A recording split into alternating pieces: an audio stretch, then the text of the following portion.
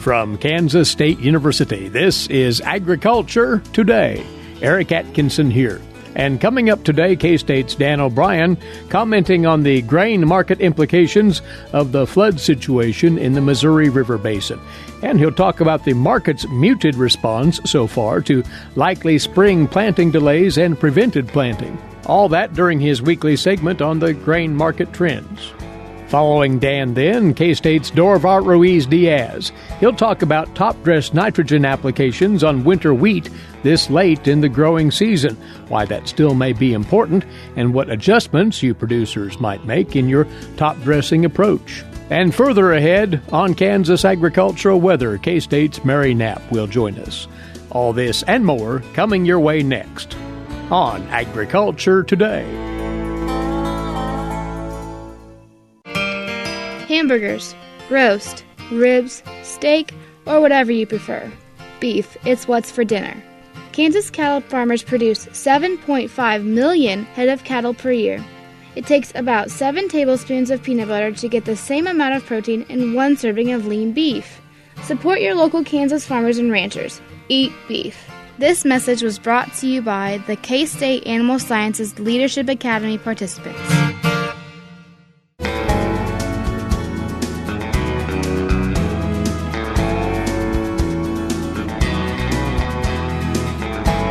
This is Agriculture Today from the campus of Kansas State University. Once again, thanks for tuning in. Well, all eyes have been to the north and northeast of Kansas this past week with the flood rampage ravaging Nebraska, parts of Iowa, and downstream into Missouri and far northeast Kansas. The grain markets, well, they've taken note, but their reaction has been muffled at best. We'll talk about that and other grain market matters now with Dan O'Brien, grain market economist, K-State Research and Extension. Dan, we know that there's going to be major repercussions from this catastrophic week in that part of the Platte and Missouri River basins. Yes, I think the first question that you ask has to do with logistics of moving grain and potential damage to the livestock feeding industry in some of these areas that are flooded up in Nebraska. It's not difficult to see social media how a lot of cattle have been affected, some confinement livestock units have been affected by it. And now, I guess from a grain marketing point of view, my thoughts were, gosh, if we go looking at grain elevator bids up in that area, are they still offering bids? Right. And it seems that if you check the USDA reports for that part of the country, even Columbus, Nebraska, and some of those other places that were hardest hit, they still seem to have bids. So they're not completely knocked out. But even with those bids, still transportation, logistics, hauling of grain over highways, which is what we have to have for distances, that's disrupted quite a bit. So, and that's just the current situation. And, of course, we're talking about trucking in local regions. These floods through the Missouri River Basin have disrupted rail traffic to a large degree and has the potential to affect the movement of grain by unit trains, shuttle trains down to the Gulf. Now, and again, with that much water, there are concerns eventually about how the function of the barge system will work once the Missouri empties into at its confluence with the Mississippi. What do we do to that system down there? So a lot of grain handling and transportation issues.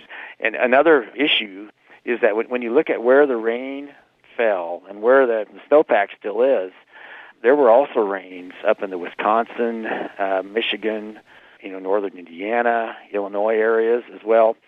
Still a lot of snowpack to be dealt with to melt and move through the Mississippi Basin in a month or so here.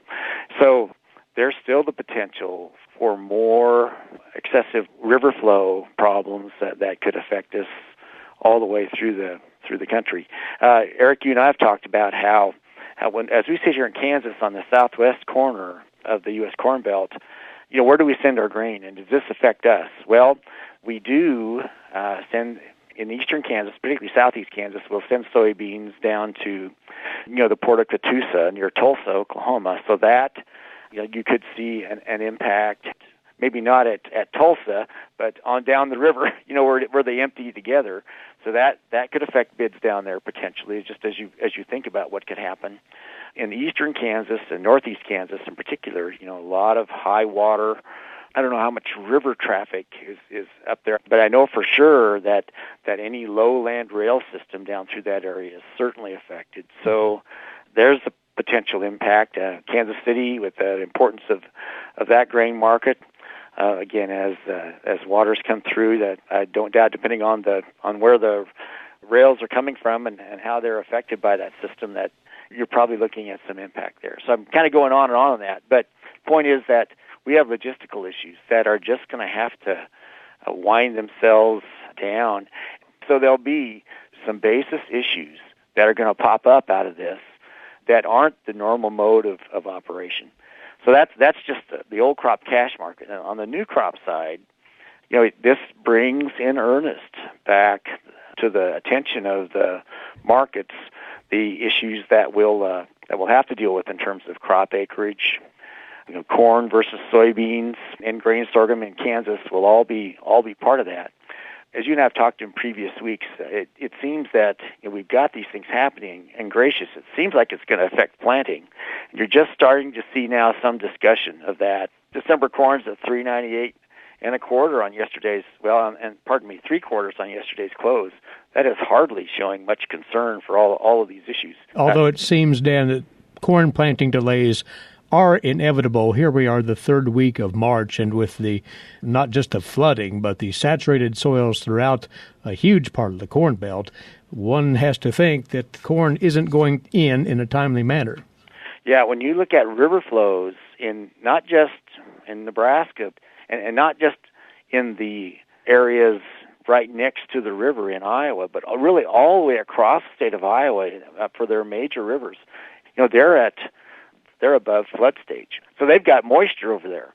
Again, we also kind of watch various satellite-based moisture tools, and there's really anything north of the southern border of Nebraska and Iowa up to South Dakota, part of North Dakota, most of Minnesota, Wisconsin, and Michigan, pretty wet. And then it starts to get wet again as you go east once you get into Kentucky and those areas. So a lot of moisture.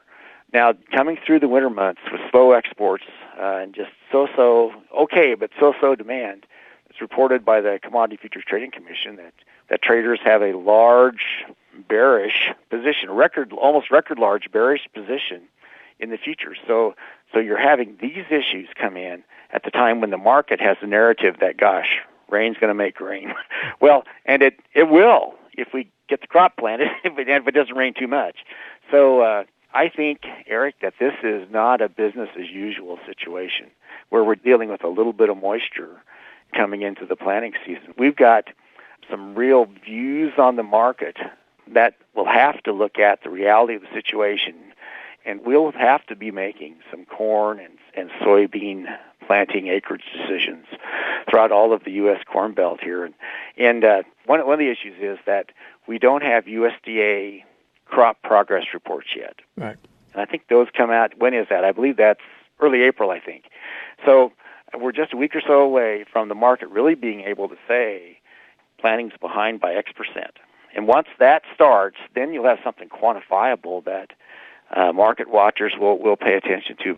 Just one more thing to look at. When you look at the forecast for the month of April and then April through May and June, forecasts for above normal moisture, below normal temperatures, running from the southern tip of Texas all the way into the southern part of North Dakota and catching eastern Colorado, panhandle of Texas, over to about 80% of the state of Iowa and Minnesota, and all the southeast. So we've got a forecast of wet conditions, and we're wet right now. And if anything, when you get into May and June, that limited area forecast basically extends to everything except the northern parts of North Dakota and Minnesota and Wisconsin. So we've got wet conditions now and forecast. And I'm not trying to just get all fired up, but it's just really surprising. there's a lesson to be learned in what happened last week. We saw the weather conditions, and we knew all these conditions were out there, but when it hit, we underestimated what was actually going to happen. So maybe this is an effort to not underestimate this situation we're heading towards in terms of planting season, and where it would affect people is if this comes about, if things don't dry out and we have some of these problems, it would affect old crop marketing strategies, probably affect new crop marketing strategies too. So there's a time of uncertainty that we're in and that we're forecast really to stay in for the next month and a half, and the potential for a lot of volatile grain markets. Well, on the more uplifting side for our wheat producers, and we'll finish with this, Dan, the U.S. and Brazil have negotiated a lifting of tariffs on wheat sales from the U.S. into that country, Brazil, which could clear the way for a fair amount of business, and the wheat industry is very pleased with this. Yes, Brazil normally has quasi-formal agreements with Argentina to supply them with wheat. And, Argentina, for whatever set of reasons, I don't doubt they still have success growing crops, but probably for the sake of free trade around the globe, here the U.S. has this agreement now with Brazil, and it can't do anything but be helpful for U.S. wheat exports in our hemisphere. And frankly, we have difficulty competing with the Black Sea region going to the Middle East, to Egypt, Morocco, those other important markets. So to the degree we can open up markets in our hemisphere where that transportation differential isn't such a big deal, it really has the potential to help U.S. wheat exports, U.S. wheat prices, and wheat enterprise profitability. It's a good note to end on. Dan, thanks for the comments, and we'll talk again next Friday. Thanks, Eric. Take care. He speaks with us each week about the influences in the grain markets, does grain market economist Dan O'Brien, K-State Research and Extension. Next up on Agriculture Today, more on winter wheat management and going ahead and top-dressing that wheat even at this late date. More on that in a moment here on the K-State Radio Network.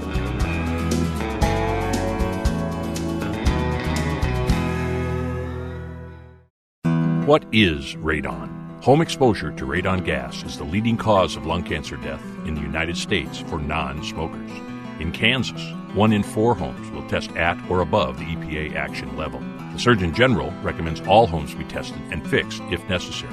Visit kansasradonprogram.org for more information. Test, fix, save a life. This message brought to you by the Kansas Radon Program, the Kansas Association of Broadcasters, and this station.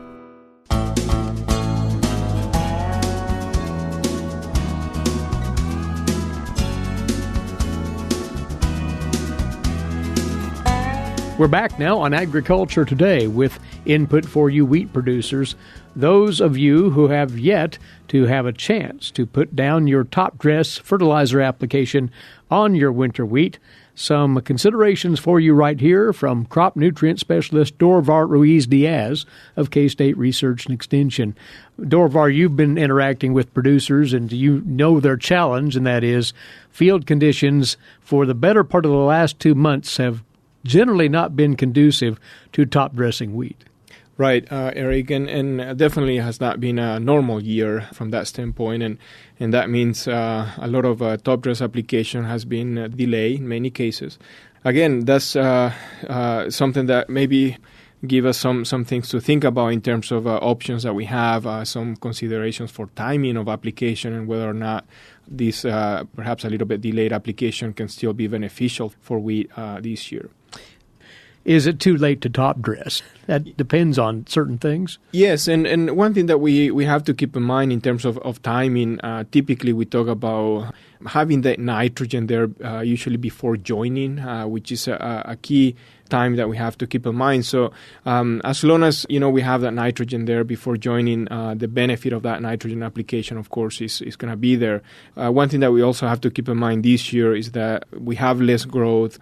So again, the wheat growth in general is delayed. We also have some questions also related to poor tillering and so on this spring. A lot of limited tillering in the fall, and again, that basically give us a little bit different situation this year. But so from that standpoint, also having good nitrogen this spring is a key point to keep in mind, that we're going to rely a lot on spring tillers this year. And so we do need to have good nutrition in terms of nitrogen. So it is important to keep that in mind. And again, the yield potential could be there still given better conditions the rest of this year. But once more, if your wheat was planted late in particular, didn't tiller well, if one doesn't top dress, they're really jeopardizing yield potential. Absolutely. Again, because we will be relying more on that spring tillers. And again, nitrogen fertilizer will be a key to develop those good tillers this spring. Let's talk about the rates for top dressing at this relatively late date. Do you adjust your top dress application rates to any extent? If we see a situation where we do have potentially much lower yields, potential for lower yields, then I will say it's something we have to consider, and maybe lowering the application rates based on potential yields. But again, we do have a different situations. Some fields are actually looking fairly good, and again, we do have pretty good moisture, and temperature seems also pretty good in the forecast. So I think we do have the potential still for decent yields. So we have to keep that in mind and not necessarily cut back on the plant application rates based on that. I think we do have the potential, and we have to provide that nitrogen there. So again, that's basically using that yield goal base for nitrogen rates. Of course, many producers are using sensor-based application rates, and that's obviously give us a better estimate in terms of what kind of yield potential we have there and what's the need for nitrogen. And so again, those producers who are maybe doing some sort of sensor-based program, they do have a lot more flexibility in terms of fine-tuning that application rate based on the needs this year. This also kind of tied a little bit to time of application. If you, again, for some of those producers doing sensor-based application, they do need to have some certain growth to the crop to really start to see differences in terms of potential nitrogen needs. And in many cases, some of those producers may need to be doing split applications, multiple applications. And in that situation, we do have potentially a lot more efficiency if we are split applying that nitrogen. But again, a lot of that depends on specific soils and management systems. Again, those producers who are doing sensor-based application, they are going to be doing more likely split apply nitrogen, make adjustments based on sensors, and others, again, maybe putting all the nitrogen around this time of the year. And again, a lot of that depends on the specific conditions. Also, the potential for nitrogen losses, which, again, will be different for different soils. Sure.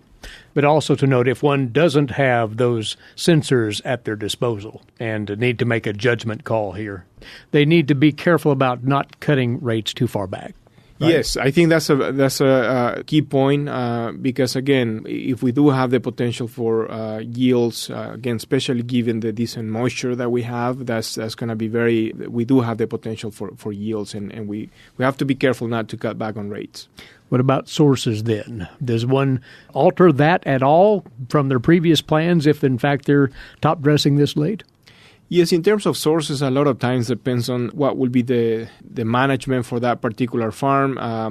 Many people will tend to use more liquids, others will be using dry fertilizer. And again, there are some considerations there. If we're using liquid fertilizers, ideally we want to be using streamer bars on streaming that UAN to minimize any potential tie-up, especially in no-till systems. Where we have some residue on the surface that may potentially tie up nitrogen. And so that's something to keep in mind if we are using UAN with dry fertilizer, dry urea. We don't have usually the potential for tie-up like we do in liquids.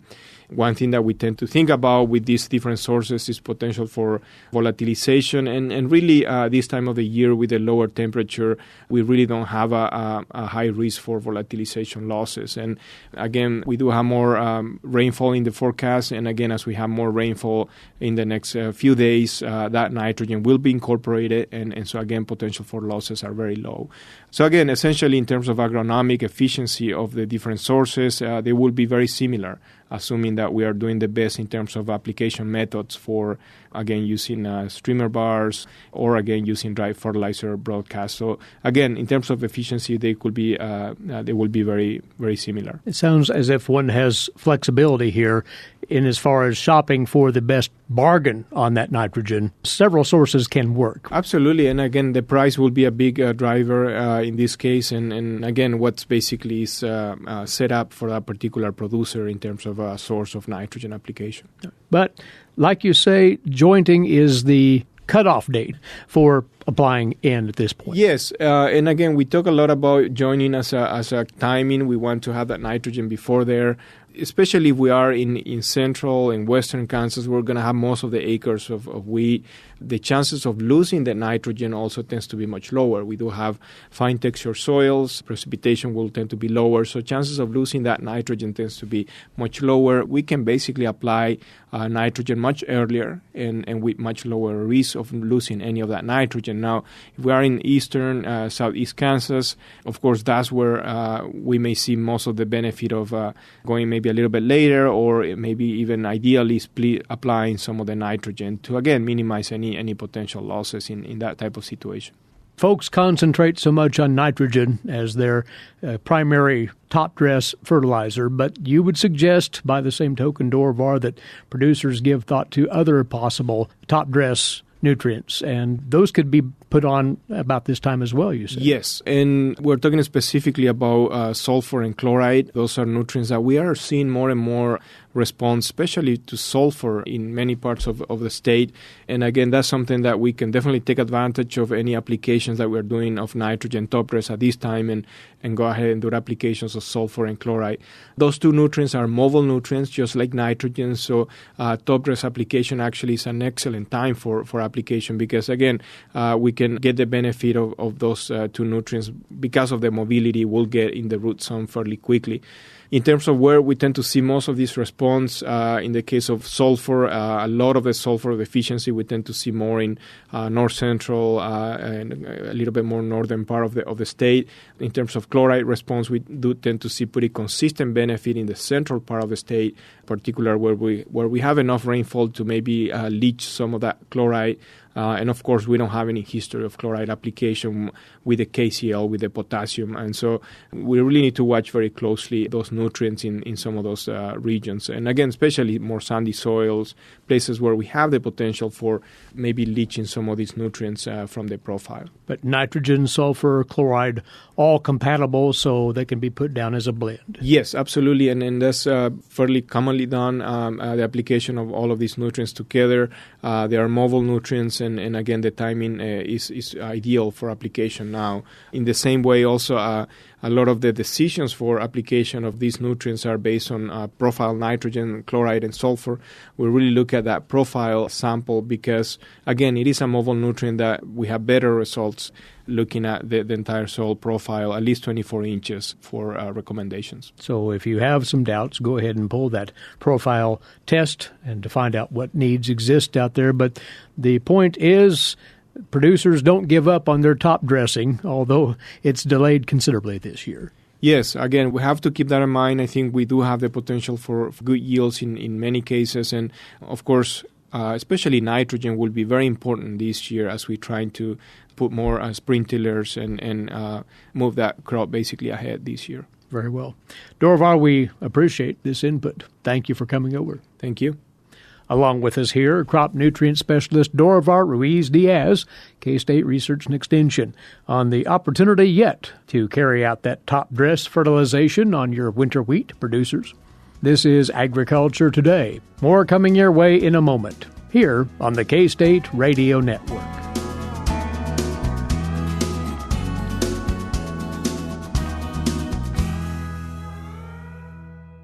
While many people know hunger is an issue in developing countries, it is also a problem in our own backyards. In 2010, 1 in 7 Kansans struggled to put adequate food on the table. 2 K-State Research and Extension programs are tackling this problem. The Family Nutrition Program and Expanded Food and Nutrition Education Program reach thousands of Kansans in more than 70 counties.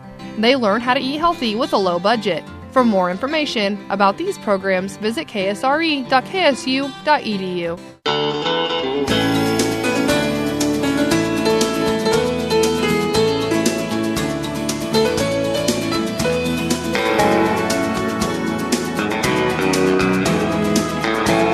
Broadcasting from the campus of Kansas State University, this is Agriculture Today. Eric Atkinson here. Welcome back. Now to today's agricultural news headlines, courtesy in part of DTN. President Trump approved Nebraska's expedited request for federal disaster assistance yesterday. That opens the door to help that state recover from the flood damages that include nearly $1 billion in preliminary losses to agriculture. The action makes federal funding available to repair public infrastructure in 66 Nebraska counties. In addition, the president approved funds for individual losses in 9 other counties. That can include grants for temporary housing and home repairs, low-cost loans to cover uninsured property losses, and other programs to help individuals and business owners. The declaration comes as many agribusinesses across Nebraska and Iowa continue to face logistical challenges as a result of the extensive damage to the public infrastructure. According to the 8-page disaster declaration request filed by Nebraska officials this week, the preliminary estimates put agricultural losses again near the $1 billion mark. State officials said that number could continue to rise as more detailed assessments are completed. Now, as state officials work to reopen Nebraska roads and restore the infrastructure, the agribusinesses in that state as well as Iowa continue to struggle to return to normal operations. According to a Cargill spokesperson, that company's Fremont, Nebraska plant and warehouse remained closed yesterday. Despite a few transportation challenges, Cargill said that its facility in Blair, Nebraska is operational, including its ethanol plant. In addition, Cargill's grain elevators in Albion, Gibbon, Shelton, and Carlton in Nebraska are operational. Many ethanol plants in Nebraska continue to face the logistical challenges. According to the Nebraska Ethanol Board Program Manager Megan Grimes, she said that some of the plants are partially underwater, like that of ADM in Columbus, but the main issue is rail service. Plants that have too much ethanol and nowhere to ship it have to shut down operation because they can't take their product elsewhere, she says. And feedlots in the flood-damaged areas continue to struggle to get dried distillers' grains because of the logistical challenges. Grimes says there's a backup of service. Coal trains are parked all over waiting to get through, but once the rail lines are fixed, she says there will be logistical challenges of delivering corn and picking up BDGs with roads and bridges remaining in disrepair. Now, to expedite the emergency relief and restoration efforts associated with the recent flooding in Kansas and neighboring states, Kansas Governor Laura Kelly has issued an executive order temporarily exempting commercial motor carriers and operators from 2 parts of the federal motor carriers safety regulations while traveling in Kansas and directly participating in disaster operations. The regulation exemptions include licensing, certification, and permitting, fuel tax permits, and other rules that will allow motor carriers to more quickly bring in necessary supplies and equipment to aid in the relief efforts. The flood continues conditions along the Missouri River in several states, including Kansas, and is expected to increase to major flooding in the next few days. Donovan, Marshall, and Jefferson counties have issued local disaster declarations, and the governor has already signed a state declaration for Donovan County. Currently, potential flooding in the state would primarily affect farmland and not residential areas. The State Emergency Operations Center in Topeka has been activated to a 24/7 level to monitor weather conditions and to support local emergency management operations. You're listening to Agriculture Today. As part of its educational outreach on behalf of the wheat industry in Kansas, Kansas Wheat is a lead sponsor of the biennial National Festival of Breads. The next festival is taking place in June right here in Manhattan, and the 8 finalists in the bread baking competition have been selected. Marcia Boswell provides an update on that on this week's Kansas Wheat Scoop. Marcia? A panel of judges has selected the recipes that will be represented in the 6th National Festival of Breads, sponsored by Red Star Yeast, King Arthur Flour, and Kansas Wheat. The baking competition will be held June 8, 2019 in Manhattan, Kansas. 4 home baker finalists and 4 food blogger finalists have been named for the biennial National Festival of Breads, the only national amateur bread baking competition. The finalists are from all over the United States, from the east to west coasts, and several states in between. Finalists in the home baker division include Rochelle Hubsmith from Utah with her chai ube rosette rolls, Lauren Katz from Virginia with her loaded baked potato bread, Brenda Watts from South Carolina with her Sicilian star bread, and Tiffany Aaron from Arkansas with her mulled spiced apple cider crisp loaves. Finals in the food bloggers division include Shauna Havey from Utah with her beetroot amaretto rolls, Mary Graham from California with her blackberry ginger speculous Danish wreath, Susie Neal from Georgia with her peanut butter pretzel rolls, and Kristen Hoffman from Illinois with her tart cherry, pecan, and rosemary boule. The finalists will travel to Manhattan, Kansas from June 6th through the 8th to bake their creations on June 8th at the National Festival of Breads. While in Kansas, contestants will participate in a host of additional activities, including a wheat harvest tour with stops at a wheat farm, research facility, and flour mill. With hands-on activities, free food samples, a fun kids zone, and live baking competition featuring these 8 finalists from around the country, the National Festival of Breads is an event the entire family can enjoy. Expert bakers will be giving demonstrations on the stage in the ballroom at the Hilton Garden Inn Manhattan Conference Center in Manhattan, Kansas. These demonstrations will be led by Chef Tess Stephanie Peterson, author and baker Brian Hart Hoffman, sponsored by Red Star Yeast, King Arthur Flowers' Libby Treadway, and Kansas Soybean Commission's Charlene Patton. Attendees will get the opportunity to sample the finalist breads and vote on their favorite in the People's Choice Awards. The judging will also be open to the public for the first time during the 2019 contest. 2 champions, one from each division, will be selected. Each champion will receive a 1-year supply of Red Star yeast and tuition to attend a hands-on baking class at King Arthur Flour Baking School in Vermont or Washington State, and a $1,500 check for their travel and lodging expenses. To learn more, visit nationalfestivalofbreads.com or follow us on Facebook at National Festival of Breads. For Kansas Wheat, I'm Marcia Boswell.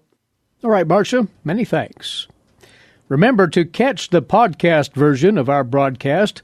Simply visit agtoday.net and you'll find the program. Just tap the subscribe button and the brand new episodes of Agriculture Today will automatically arrive on your mobile device every weekday. agtoday.net. This is the K-State Radio Network. Legal and financial concerns surround the day-to-day management of the agricultural industry. Producers, ag creditors, and USDA agencies rely on Kansas Agricultural Mediation Services. If you've received an adverse decision from the USDA or have an ag credit concern, call today 800-321-3276 or visit us online. Kansas Agricultural Mediation Services, exploring options, generating solutions.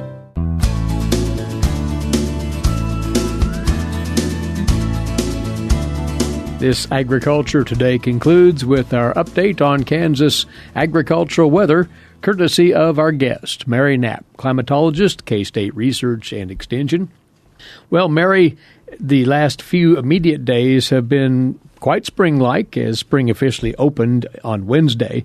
But if we look back at the past week overall, extending into the previous week, well, it was a wet one, and nobody should be shocked by that. Right, and we still use the Tuesday for our cutoff of the previous week because that fits with the U.S. Drought Monitor. Not surprisingly, there is no drought in Kansas yet for another week. We were running above average, actually 167% of normal for the week ending on Tuesday the 19th. Wow. Which is very dramatic. Probably the most noteworthy is the Northwest finally caught some of the moisture. They averaged 0.7 of an inch of precipitation, which was 2 1/3 times what they would normally see during the week. And that is noteworthy because that's finally pushed them up to 90% of normal for the January to the present time frame, and they were one of the areas that was pretty much dragging on that precipitation amount. They have been, and they continue to be above normal for the April to the present and also for the September to the present time frame, as is the rest of the state. But they kind of started moving in towards that. If you're 90% of normal, you're close enough to normal not to be concerned about drought. And presumably the rest of the state then was quite well ahead of normal. Well, not as much as the Northwest, but still above normal, ranging from 123% of normal to 235% of normal in the Southeast, another area where there were some pockets of dryness. And, of course, we note in the Southeast that they typically would see more moisture, so they needed to have 1 6/10 inches, which is what their average was, to get that surplus. We did have some flooding issues in Kansas, noteworthy in Reno County, also in Clay County, parts of Marshall County, the upper reaches of the Blue River in particular, more on the minor agricultural flooding, but some roadways were flooded and created issues. Nothing like our neighbors to the north and to the east. We are experiencing some of that fallout in our far eastern corner.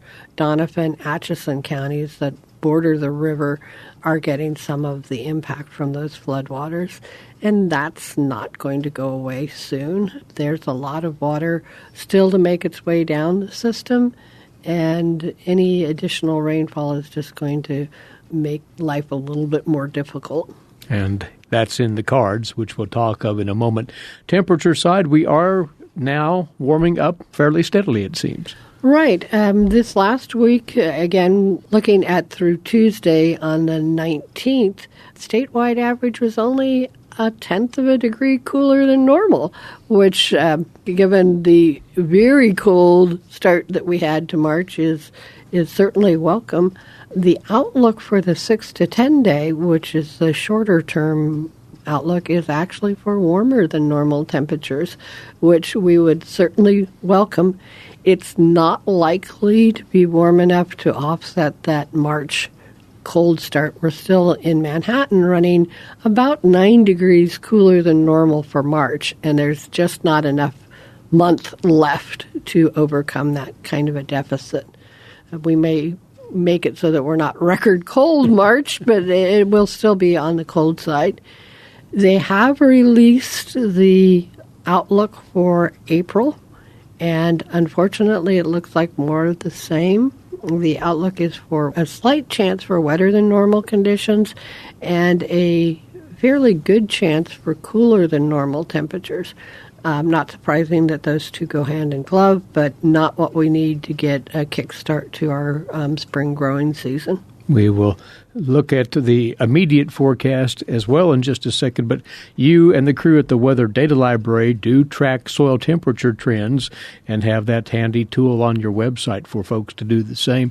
Are those starting to climb appreciably at all?